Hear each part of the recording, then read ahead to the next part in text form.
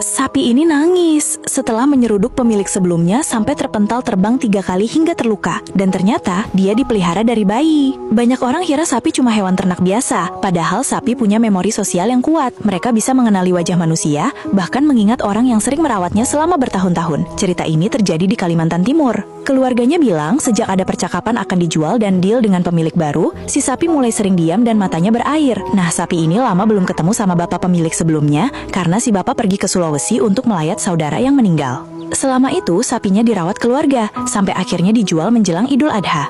Pas akhirnya ketemu lagi sama bapaknya, sapinya malah kelihatan girang banget. Dia diajak makan rumput, dielus, ditemani kayak dulu lagi. Tapi masalahnya, hewan besar kayak sapi kadang nggak bisa mengontrol ledakan emosinya sendiri. Saat mau dimasukkan ke kandang, dia menolak, gelisah, dan saat bapaknya mengikat tali, bruk, sapi itu langsung menyeruduk dari belakang sampai bapaknya terpental berkali-kali. Setelah kejadian itu, sapinya malah diam. Pas ditegur oleh anaknya bapak karena bikin bapaknya terluka, dia cuma menatap sambil matanya berair menangis. Air mata sapi memang bukan berarti menangis seperti manusia, tapi sapi bisa mengalami stres emosional, punya ikatan sosial, dan merasakan kehilangan. Makanya, kadang hewan juga punya rasa sayang. Mereka cuma nggak bisa ngomong. Dan mungkin itu alasan kenapa dia terlihat begitu sedih setelah melukai orang yang paling dekat dengannya. Menurutmu, hewan bisa benar-benar punya ikatan emosional sama manusia nggak?